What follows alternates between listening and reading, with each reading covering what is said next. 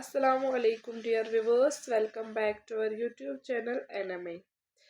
तो कल हमने एक्सरसाइज 1.3 के क्वेश्चंस किए थे। आज हमें क्वेश्चन नंबर 6 से करना है। 4 क्वेश्चंस अभी भी एक्सरसाइज 1.3 के हैं, तो क्वेश्चन नंबर 6 से आज हम स्टार्ट करेंगे। क्वेश्चन नंबर 6 क्या है? Look at several examples of rational numbers in the form p by q, where p and q are integers with no common factors other than 1 and having terminating decimal representation. Can you guess what property q must satisfy? तो हमने rational numbers पढ़े हैं। Rational numbers कौन से numbers होते हैं? या तो टर्मिनेटिंग नंबर्स या फिर non terminating but repeating numbers. जो ये नंबर्स होते हैं इनको हम रैशनल नंबर्स बोलते हैं। क्वेश्चन क्या बोल रहा है कि आप एग्जाम्पल दीजिए रैशनल नंबर्स की जो p बाई क्यू के फॉर्म में होंगे। तो हम यहाँ पे क्वेश्चन स्टार्ट करेंगे। क्वेश्चन नंबर 6, एग्जाम्पल देनी है रैशनल नंबर्स की। We know that rational numbers are those numbers which are in the form of p by q. तो 1/2 एक रैशनल नंबर है, हाँ है। 1/4 एक रैशनल नंबर है, हाँ है। 1/8 एक रैशनल नंबर है। 1/2 की डेसिमल एक्सपेंशन अगर हम देखेंगे 1/2 0.5 के बराबर आता है, तो ये टर्मिनेटिंग है। 1/4 इसकी डेसिमल एक्सपेंशन जब देखेंगे तो 0.25 टर्मिनेटिंग है। 1/8 0.125 ये भी टर्मिनेटिंग है। अगर हम 1/5 देखेंगे, ये भी एक रैशनल नंबर है, p बाई क्यू फॉर्म में है, तो इसकी डेसिमल एक्सपेंशन क्या है? 0.2 टर्मिनेटिंग है।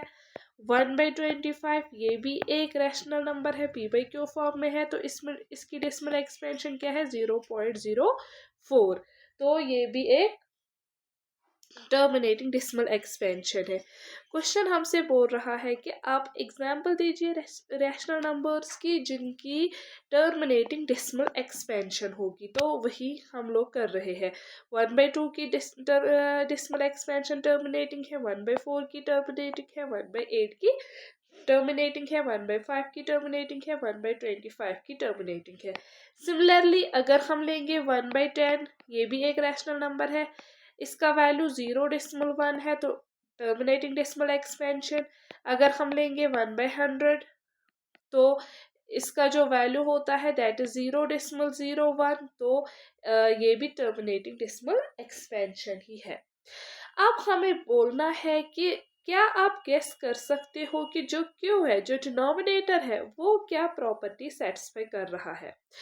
हम यहाँ पे देखेंगे, अगर आप यहाँ से देखोगे 1/2, तो क्या हम यहाँ पे 1/2 पावर 1 लिख सकते हैं? हाँ, 1/2 एंड 1/2 पावर 1 इज सेम। 1/4 को हम 1/2 स्क्वायर लिख सकते हैं। 1/2 स्क्वायर इज अगेन 4।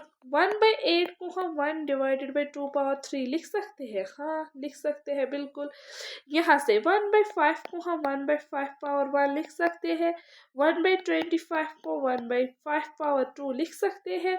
सिमिलरली 1/10 जो हमारा 1/10 है, क्या 1/10 को हम 1/2 इंटू 5 लिख सकते हैं?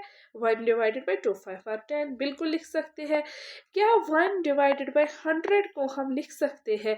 100 के फैक्टर्स निकालेंगे यहाँ पे हम लोग, तो 2 5 are 10, 2 0 are 0, 2 2 are 4, 2 5 are 10, 5 5 are 25। तो 1/100 को हम 1/2 पावर 2 इंटू 5 पावर 2 लिख सकते हैं, बिल्कुल लिख सकते हैं। तो यहाँ पे जो ये 1/10 है, 1/10 के बदले हम क्या लिखेंगे? 1/2 पावर 1 इंटू 5 पावर 1। यहाँ पे क्या है? 1/100। 1/100 के बदले हम क्या लिख सकते हैं?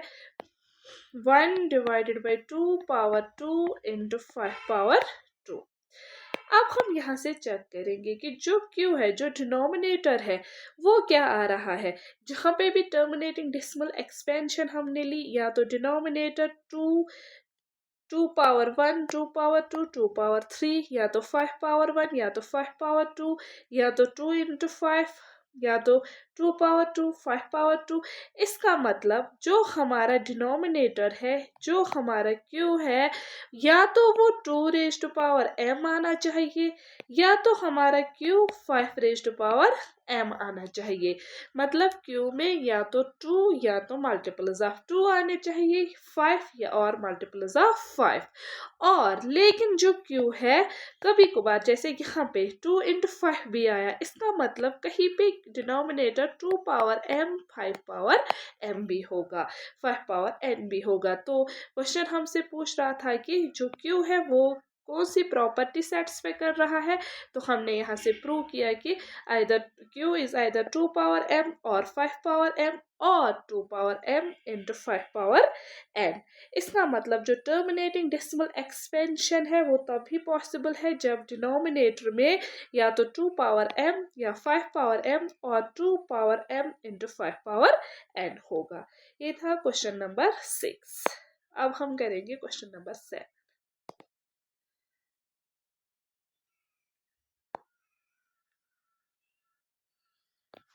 Question number 7 is write three numbers whose decimal expansion or non-terminating non-recurring। इसका मतलब हमें तीन नंबर्स लिखने हैं जिनकी decimal expansion non terminating non repeating होगी। हमने पढ़ा है जिन नंबर्स की decimal expansion non terminating non repeating होती है उन नंबर्स को हम क्या बोलते हैं, इरेशनल नंबर्स। तो हमें जो एग्जाम्पल लेनी है, हमें जो 3 नंबर्स लेने हैं वो इरेशनल नंबर्स लेने हैं। Question number 7, 3 numbers whose decimal expansion or non-terminating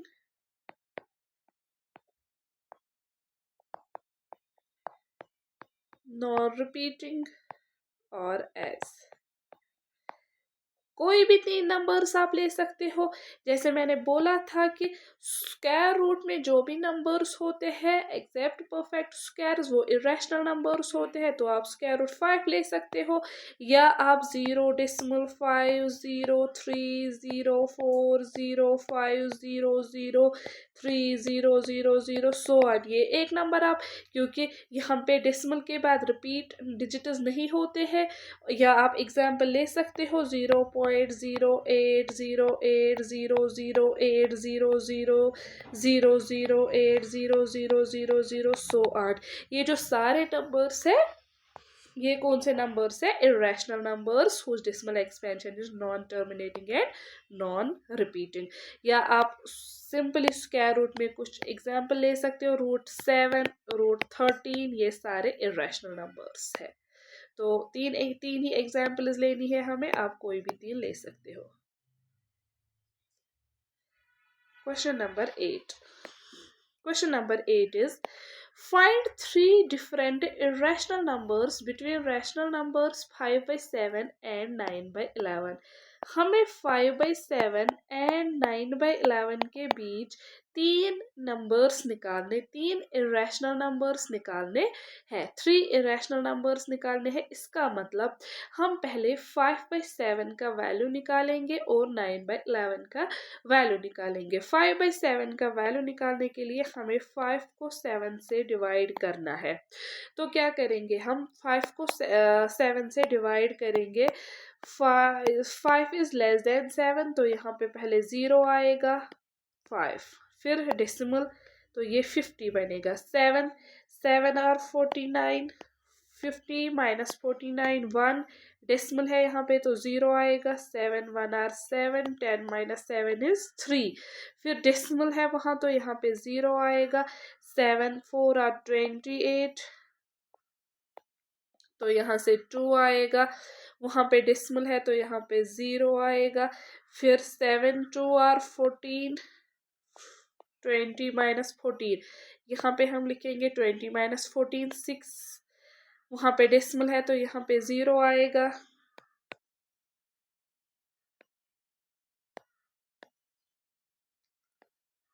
अब 7 8 और 56, 60 माइनस 56 4 डिसमल है वहाँ पे, तो यहाँ 0 आएगा। 7 5 आर 35, 40 माइनस 35 5 डिसमल, तो यहाँ पे 0 आएगा। आप लोग देखिए 5 पहले भी था, यहाँ पे भी 5 है, तो इसका मतलब अब ये नंबर रिपीट होगा। तो ये एक इरेशनल नंबर है जिसका डिसमल एक्सपेंशन 0.714285 बार है। तो 5/7 का वैल्यू हम निकाल चुके हैं। 5/7 किसके बराबर है? 0.714285। अब हम 9/11 का वैल्यू निकालेंगे। 9 को 11 से डिवाइड करना है। 9 को अब 11 से डिवाइड करना है। 9 लेस देन 11 है तो 0 यहाँ पे लिखेंगे हम।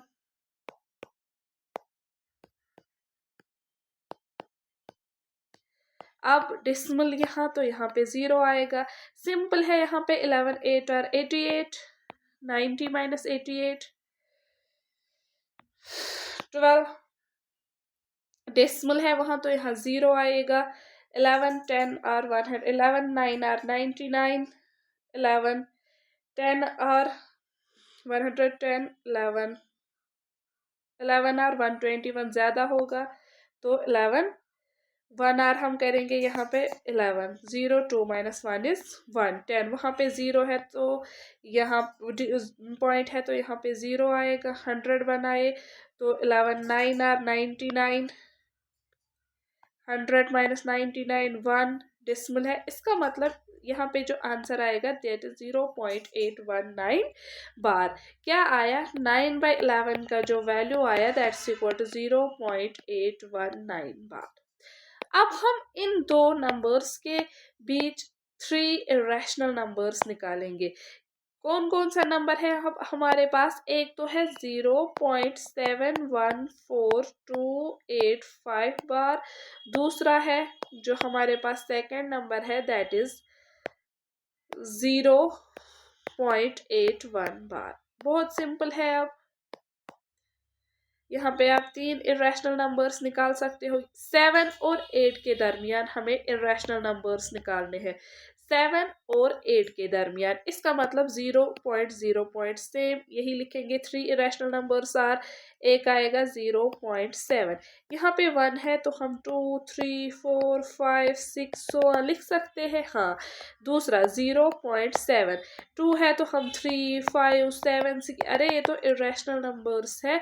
इरेशनल नंबर्स नॉन रिपीटिंग होते हैं, इसलिए हम कंटिन्यूअसली कुछ भी लिख सकते हैं। 0.7, लेकिन 7 और 8 के दरमियान है, तो पहले जो डिसमल के बाद पहला डिजिट है वो ज़रूरी 7 लिखना है। फिर 7 के बाद आप कुछ भी लिख सकते हो। 7 लिखना है। 7 के बाद जो आप लोगों की मर्जी आप वो नंबर्स लिख सकते हो।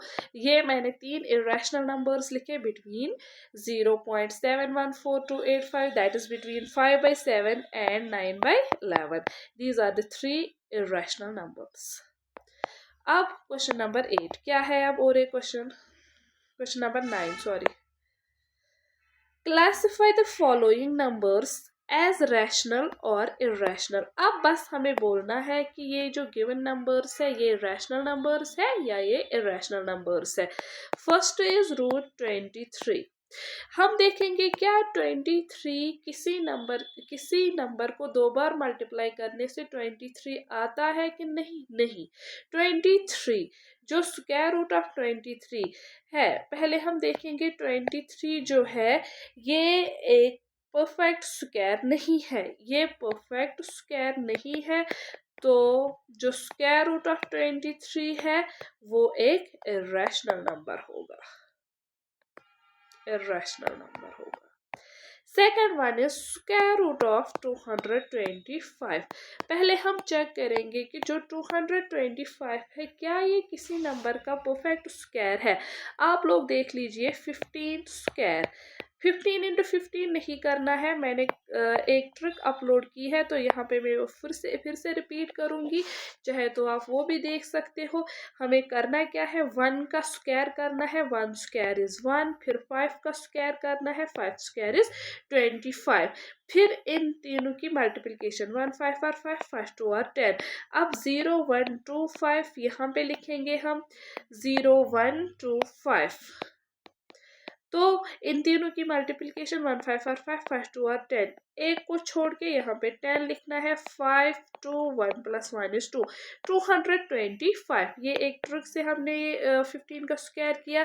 तो 225 किसका स्क्वायर आ रहा है, 15 का square.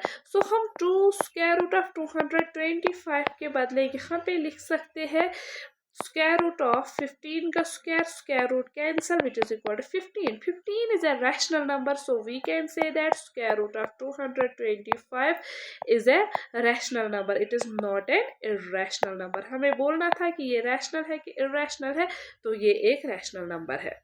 Third one is third part is 0.3796। यहाँ से आप देख सकते हो कि ये 3796 की डेसिमल एक्सपेंशन जो है ये टर्मिनेटिंग है। तो वी नो दैट जिस नंबर की भी डेसिमल एक्सपेंशन टर्मिनेटिंग होती है वो कौन सा नंबर होता है, रैशनल नंबर। सो ये भी एक रैशनल नंबर हुआ। फोर्थ पार्ट क्या है, 7.478478। सो इसकी डेसिमल एक्सपेंशन भी टर्मिनेटिंग है, तो ये वाला भी नंबर भी एक रैशनल नंबर है। फिफ्थ पार्ट क्या है, हमारा जो फिफ्थ पार्ट है दैट इज 1.10101001000001 सो ऑन।